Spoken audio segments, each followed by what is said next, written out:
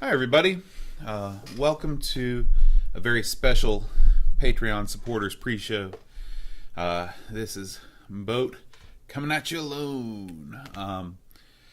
I wanted to do something a little different because I just got back from vacation and I went on a cruise, and I thought it might be an interesting thing for some of you all who are in Europe, where maybe American style cruising or cruising in general just isn't as popular.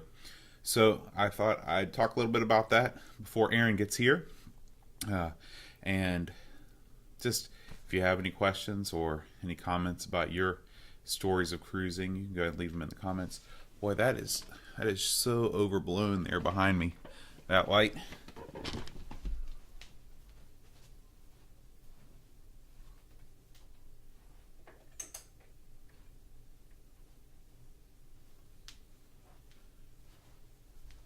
I thought it would be much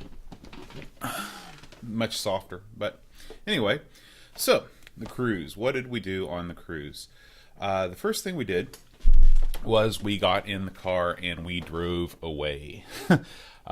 We live in West Virginia, and West Virginia is kind of, if you drew a line through the middle of the United States and you kind of put a mark 2 inches over on the map from the East Coast, then that is where West Virginia is. So if this is kind of a crude approximation of America, and you've got like Maine and New York going down to Florida right here, and coming up here is California on this side, West Virginia is like right there. So we're landlocked by a long shot. Even at its further edge, it's still 3, 4, 5 hours away from the ocean. And where we are in our particular state is we drove about 7.5 hours to get to South Carolina, Charleston, South Carolina, which is where we departed from.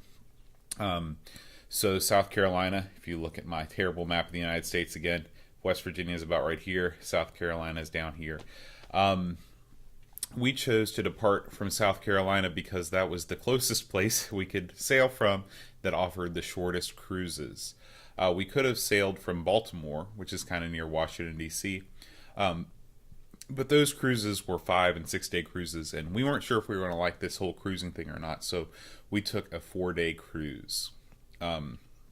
So we drove down, uneventful drive down to South Carolina, and spent the night in a hotel.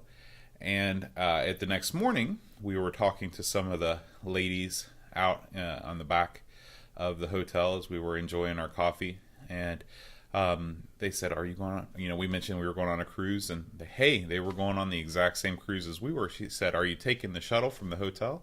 I said, "What shuttle?" So apparently there was a shuttle you could take. I didn't want to have to deal with the traffic down there at the port, so we paid $50 to be picked up by a shuttle. Left our car at the hotel, and went on down to the port.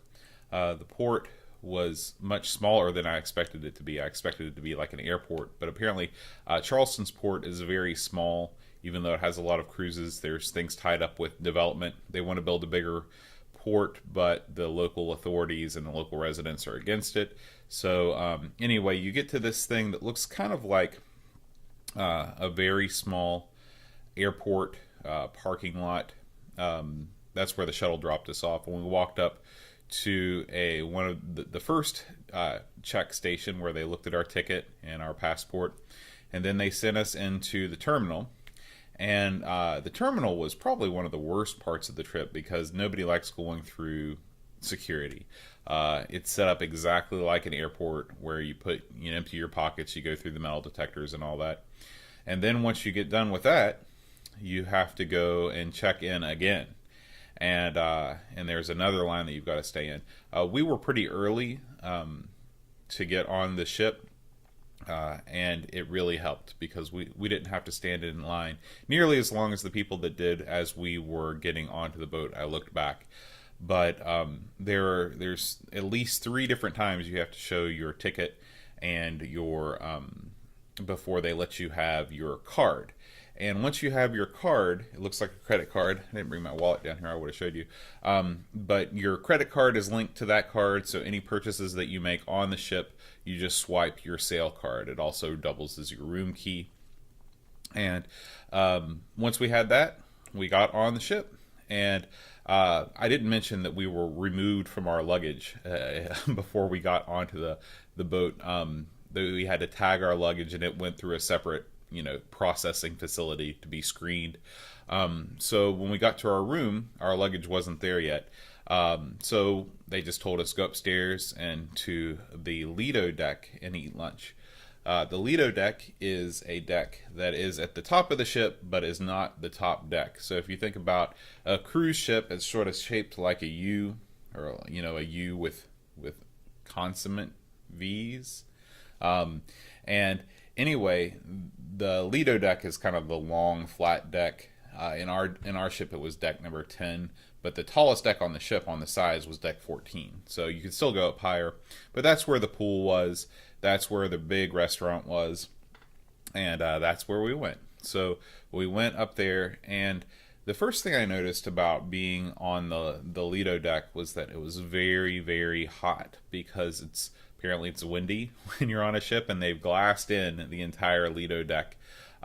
So you go up there, and it's just so incredibly humid, and they offer you all of this fried food, this hot food, and it just wasn't appealing to me at all. And I was not, at this point in the cruise, I was not having a good time, because we just gone through all the TSA stuff, and there was, we had all this, we were supposed to eat lunch. I wasn't hungry because it was so hot, but anyway, we sat down, we got something to eat, and we went back to our room. Our luggage still wasn't there.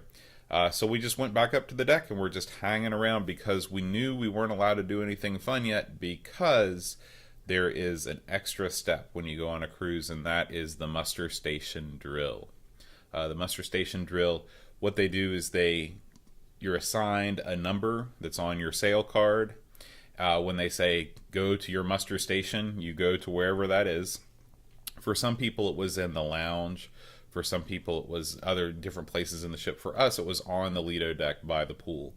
And we went there. There weren't enough chairs set out, so we had to stand. We're standing there. We're watching people put on the life jackets, telling us that our lifeboats are right here. Come here in case of an emergency. All that was fine. But then they're like, before you're allowed to go, we have to wait for muster stations A through G to go to their lifeboats. So we're standing there in the hot Lido Deck, waiting for each muster station one at a time to report to their lifeboat stations. It sounds like a minor, inconvenience, and in the grand scheme of things, it was.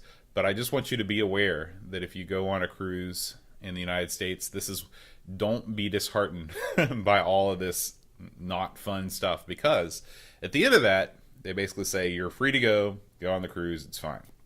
And soon after that, we pulled out of the port. The music started up. They had a steel drum player up on the Lido Deck, and he was cranking out tunes, for 4 or 5 hours at a time. He was really good. He was playing anything from top 40. He was doing some obscure Chick Corea jazz stuff that I liked. So that was cool. The shops don't open until you leave port, so you're really stuck until after that muster station drill. So, what is there to do on a cruise ship? Every day when you get on the cruise, you get a kind of like a little newspaper. On our cruise, we cruised on Carnival Cruise Line. The name of our ship was the Ecstasy, and we got a thing called the Fun Times. And they really want you to have fun on the cruise. Everything you do, it's got to be fun. So they basically print out a schedule, and they have time. So, at 9 o'clock in the morning, there may be 4 or 5 different things going on at 10. And you just pick what sounds fun for you. A lot of the events on our ship were purchasing based. There were a lot of seminars that where you could discover how to buy cheap perfume, courtesy of the stores on the ship. There's bingo that goes on every single day. I'm getting kind of the negative things out of the way first. We decided to go to an art auction. And the first day of the cruise, we got a raffle ticket. And later on that day, this was when we were still just pulling out of port, they had kind of a pre-show raffle. So we went down there because it was in the hallway that was next to our room. And it was cool because I won an artwork. It's a nice painting of sailboats. And I was pretty pumped. They made it very difficult for me to claim this prize. They said, you can't claim your prize now, you got to come to the art auction. Well, I came to the art auction, they said, well, you got to stick around to the end of the art auction. I didn't stick around to the end of the art auction because that stuff was going for major dollars that I didn't have. So I found a guy later that said, well, you got to make an appointment with this guy at this time. So finally I did. After all of that, they still charged me $35 to ship the painting unframed to my house. But at that point, I was so committed because I'd spent so much time tracking this guy down. I'm getting a sailboat painting that I got for free for $35, and it will arrive in 8 to 12 weeks after I'm sure I will have forgotten about it. So that was the art auction. Other things that they do, they've got trivia. The trivia is hosted in a very informal way. Usually at our boat, it was either in the lounge, and the main lounge, I think it was called the Starlight Lounge. It probably can hold 3/4 of the ship's occupancy. It's huge. And it's set up like an old dinner theater nightclub sort of deal. It's nice in there. They had trivia in there. They also had trivia up by the casino. And it's basically one of the entertainment guys walking around asking questions. You write down your answer, and then at the end of the thing, he says, okay, what was the first Beatles album? If you said, please, please me, raise your hand. And, everybody claps for you. They give out prizes and stuff like that. I wish I would have done the Beatles trivia. Now that I think about it, that's my one regret from shipboard activities that we didn't do. We were so tired after the first day. We just weren't used to being that hot and humid, I think, that we slept. We took a good 3-hour nap on our first day at sea. The food. So the food on our ship, our particular cruise, I guess I should have said this at the beginning, was not expensive. Because I wasn't sure if I was going to like cruising, I wasn't sure if I was going to be seasick or not. I didn't want to go on a real long cruise, and I didn't want to go on a real expensive cruise, because it doesn't matter how nice everything is. If you feel like you're going to throw up all the time, it doesn't matter. So our cruise worked out to be just over $100 per person per day. If you know anything about renting a hotel room, even if you're in a small town, $100 is a pretty good price for a hotel room. So we're basically getting this all-inclusive vacation with food and everything for $100 a day. It's a pretty good deal. So I had very low expectations for the food. Luckily, the food was better than I thought it was going to be. All of the food was prepared more or less pretty much fresh. At the grill, they had a guy, and he could grill literally probably 25 hamburgers at a time. He had this special technique. So you're waiting in line. They've got chicken tenders there. Everything is very, at this particular station, at the grill station, everything was hot and good. And I ate the hamburgers a couple times, and I'd always get a couple chicken tenders just because they were right there.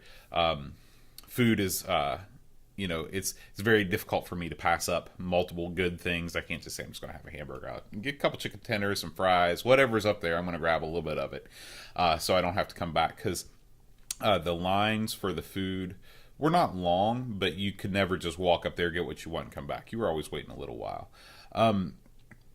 There was a Mongolian grill that Eep liked a lot, and I thought was good too. They had noodles. You could choose noodles and vegetables, a sauce, and then he'd have some meat back there. He'd ask you what you want: pork, squid, chicken, and he'd grill it all up for you in a bowl and give it to you, and that was really good.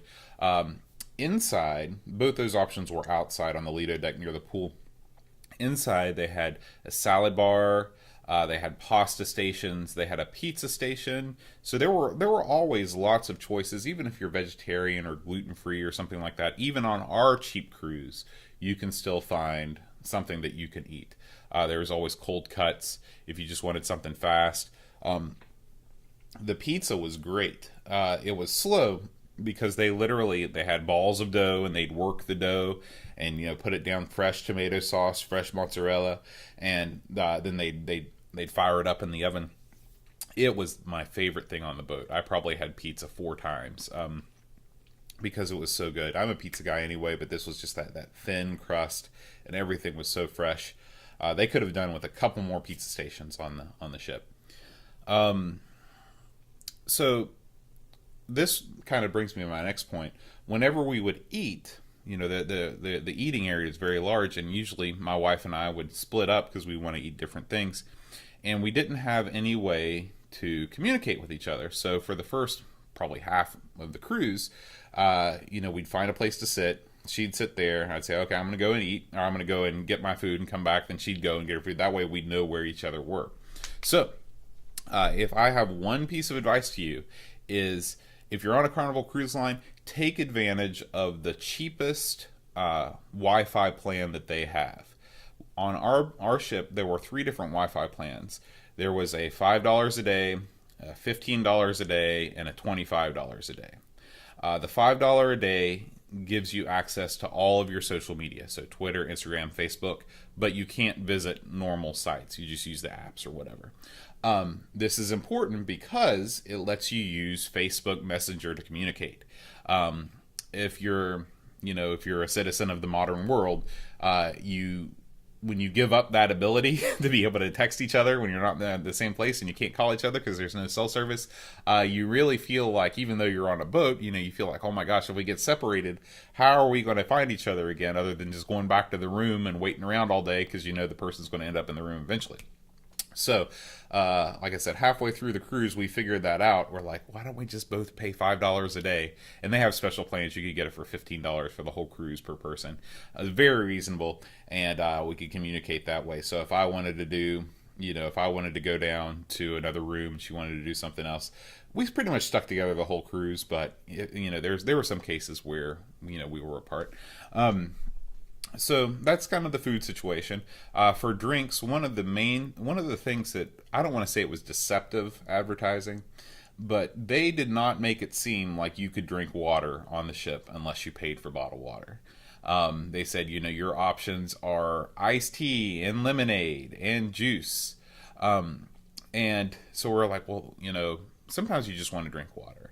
And so we paid for some bottled water. Now, the bottled water wasn't expensive. It was $4 for a 24 pack. So, I mean, they weren't raking us over the coals. But at every buffet, they have, right beside the ice machine, there's a little water. You can push it and get water. So just know that. We did end up drinking most of the bottled water anyway, because if you were somewhere else on the ship, there weren't water stations. And I guess that's one of my main complaints about the cruise, is that sometimes you just get thirsty and you don't want to drink alcohol. It would have been nice if they would have had beverage stations somewhere else other than the restaurant area. Now, they were cool about you can bring whatever you want pretty much wherever you want. So one of the places on the ship that I really enjoyed hanging out was called the Explorers Club. And it was just a little lounge, 1 floor down. Maybe it was 2 floors down from the Lido Deck, and it was outfitted like, the Nautilus or something like that. All wood paint panels on the walls.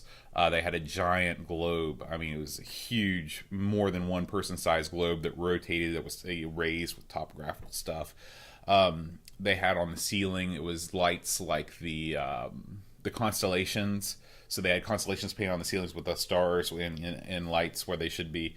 It was a library. You could check out books there. They had board games.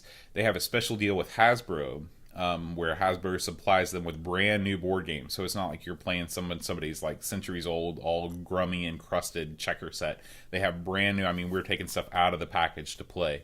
So it was cool. And they have really nice furniture in there. I mean, it was very comfortable. It's kind of classy. And it wasn't very populated. Most people on the cruise did not want to hang out in the Explorers Club, and I like that. So that was what was going on in the Explorers Club. We spent a lot of time there. Sometimes my wife, she's a big hot tub person. She'd go up to the hot tub and hang out. And I would go down to the Explorers Club, and she would just meet me down there. Got a lot of reading done on this trip. I got a book called Chaos Monkeys. I'm a sucker for any kind of Silicon Valley books. I just think that that whole universe is interesting. And so I read a lot of that book, brought a couple magazines with me, and basically just enjoyed sitting around doing nothing. The shows that were on the ship, they had live music going on somewhere on the ship all day long. It was either the steel drum guy up on the Lido deck, or they had a guy named Dominic who played guitar from 4 until 9 or something like that in the main lobby of the ship. And the main lobby of the ship is like it's called the atrium, and it's almost like a mall where you've got different floors, but you can always look down in the center to the bottom. And he would play down there, and we got to know him pretty well. I gave asked for a few requests, and he came over and talked to us during his breaks, and he was a really cool guy. So don't be afraid to talk to the crew members on the ship when they're not when they're on break or whatever, because a lot of times they're real eager to talk because they don't have a lot of different people to talk to. At least in my case, that was the way it was. Other than that, they had these big kind of marquee shows. These were shows that were kind of like Broadway. They're not really Broadway, but Broadway style reviews, I guess you could say. The first C Day, there was a Motown review. And it was basically, they get up there and they were singing and dancing, and I think there was probably 8 people in this group. And afterwards, after the show was over, the cruise director would get up there and he would say, "All right, we're going to take the party out to the lobby." And the crew or the performers would all go out into the lobby, and there would be music and dancing around and stuff like that. So it was cool. These people are obviously there. As a musician, I can tell you that cruise ship entertainer on the Carnival Cruise Line, that's probably a good starting job, but all these people want to move on to bigger and better things, I would think. Including our cruise director. Our cruise director was a really cool guy. His name was Benjamin.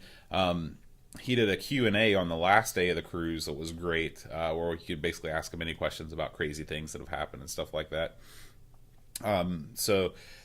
He was really high energy and just what you want a cruise director to be, because sometimes you need extra motivation to get up and do stuff. If you're like me, sometimes I just want to sit around and do nothing, and that's not a good thing.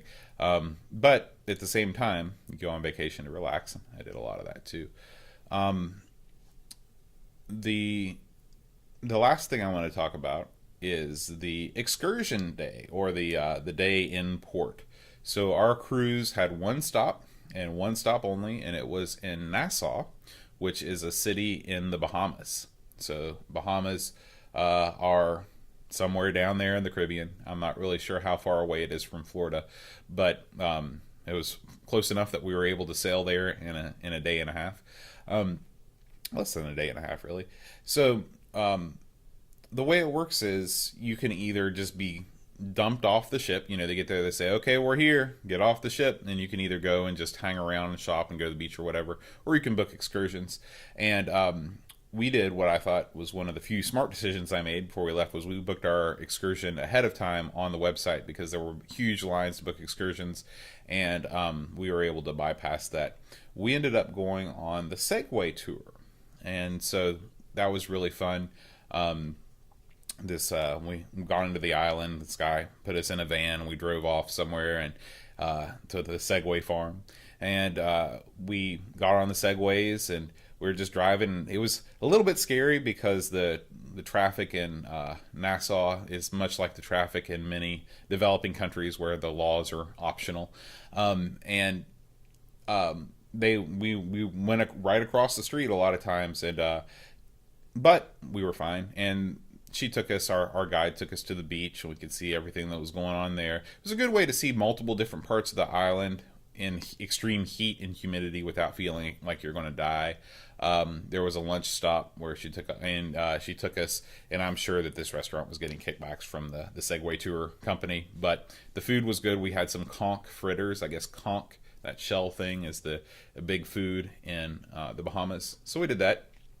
And then we got back on the Segways, and there was a little obstacle course at the end that we could do, and it was really fun. It was probably one of the highlights of the trip, was doing that. So at the end of the excursion, we had a little bit of time, so we did some shopping, and then we got back on the ship with plenty of time. I mean, we had to be back on the ship at 4. I think we got back on at 2:30. So the on the fun times on the newspaper it says the ship will depart at 5. Well, 5 o'clock rolls around, and we hear, if you are blah blah blah blah blah blah, please report to the ship. So there were people that are still on the island. It wasn't until 6 o'clock when we finally got out of there. And I guess the issue was that there was a minor. If it was somebody that was a grown person, they would have just left them there. But there was some issue. He didn't go into it completely, but that's what happened. So we got to see what happens when not everybody gets back on the ship. So then we sailed back. The last day at sea was pretty much like the first one. There was a British invasion show that night. That was okay, and by the end of it, to be honest with you, I was ready to come back. I think maybe if you're on a bigger ship, there might be more things to do. There was, we went to the casino. I spent $10 a day on slot machines. Other than that, there was really nothing else going on at all. It was good. I was glad I went because I now know that I won't get seasick, and I'll be much more discerning when I pick our next cruise. I'm sure we're going to go again, bring our family, our extended family, my parents, my brother and sister, they all want to come on a cruise now. So I was the first person to go in our family. So that was the cruise. And after that, we immediately got off the boat, literally got off the ship. The shuttle took us back to the hotel. We got back in the car, and we drove 9.5 hours to Delaware. So it was a crazy long, exhausting drive where the rain poured down, and I just felt awful the last half of the drive. I wanted to rest. But we got to my sister's house to visit her. It was the first time I could see my brother forever. He came in from Oklahoma, so the whole family was together for the first time. But the reason why I'm telling you this part is because I got my coolest score. This is a pickup I got on the side of the road. We were driving back from somewhere one night, and I saw it. I told my sister, stop the car. And we saw next to, in America, when people move, they'll just leave whatever they don't want at the curb. And that's code for this is free. Take it. We don't want it. So this is what we got. Lower this down here. Come on. So we got this globe. I've always wanted to have one of these things. You got now of course the bottles didn't come with it. I had the bottles already, but it opens up. You keep your glasses and your cocktail shaker and everything in there. There's more room on the bottom, and this is an old, probably mid 1700s map, maybe 1800, early 1800s. And it spins. It's mobile. It's got the phases of the moon on there. All that kitschy stuff. So I loved having that. That was definitely a highlight of the trip, is being able to have that. So anyway, I hope you've enjoyed this tale of cruising. Like I said, I got this idea from Flack, Rob O'Hara. From his podcast, he did a You Don't Know Flack about his cruise. And I thought I'd just keep spreading the word, because that made me think about going on a cruise.